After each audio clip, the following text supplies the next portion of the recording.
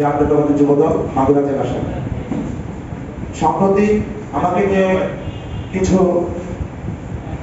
সাংবাদিক যাদের নাম সর্বস্ব গণমাধ্যমে মিথ্যা তথ্য দিয়ে মানহানিকর সংবাদ প্রচার করা হয়েছে, যার পরিপ্রেক্ষিতে জনগণের ও দলের অভ্যন্তরে মিশ্র প্রতিক্রিয়া সৃষ্টি হয়েছে।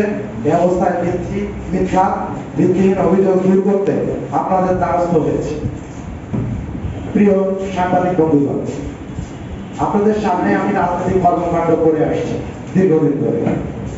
কি পরিমাণ অত্যাচার নির্যাতনের শিকার হয়েছি, জেল খেটেছি, গুম হয়েছি, বাড়িতে হামলার শিকার হয়েছে, সেটা আপনারা সবাই অবগত আছেন।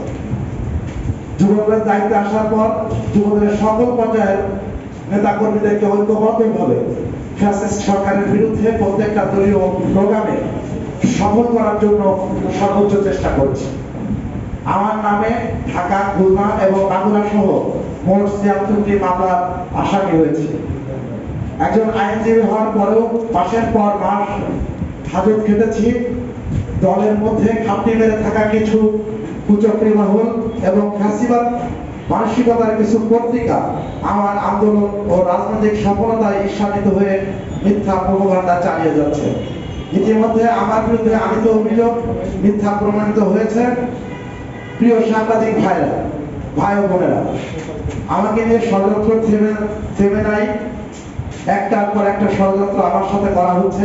সম্প্রতি দৈনিক রূপালী বাংলাদেশ এবং আমার সংবাদ নামক নাম সর্বস্ব গণমাধ্যম যুবদলের বিভিন্ন নেতাকর্মীর বিরুদ্ধে মাদক চোরাচালানের সাথে জড়িত সহ জড়িত অপরাধের নানা কাল্পনিক তথ্য সংকলিত খবর প্রকাশ করেছে, যেটা বাংলাদেশ জাতীয়তাবাদী যুবদল যশোর জেলা শাখার সম্মানিত সাধারণ সম্পাদক আনসারুল হক রানা এবং আমাকে জড়িয়ে এবং শাসা থানার একজন যুগ্ম আহ্বায়ককে জড়িয়ে এই মিথ্যা প্রচার এবং মিথ্যা প্রোপাগান্ডা ছড়াচ্ছে।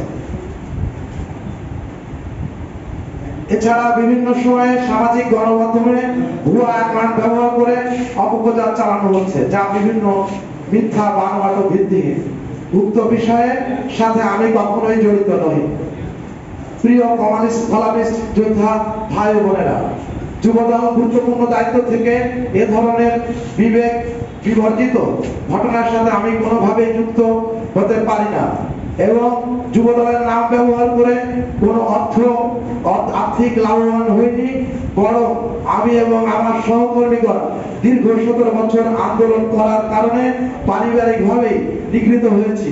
এসব মিথ্যা সংবাদ পরিবেশনের পর আমি আমার সহকর্মীদের এবং আমার পরিবার সামাজিক মানসিকভাবে চরম ক্ষতিগ্রস্ত হয়েছি।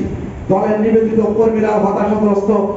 এই সমস্ত কুচক্রী মহল এবং এই ধরনের ভুইফোর সাংবাদিকগণ দীর্ঘদিন দলের বিরুদ্ধে অপপ্রচার চালিয়ে জাতীয়তাবাদী শক্তিকে ক্ষতিগ্রস্ত করছে। প্রিয় বিবেকবান সাংবাদিক ভাই বোনেরা, এমত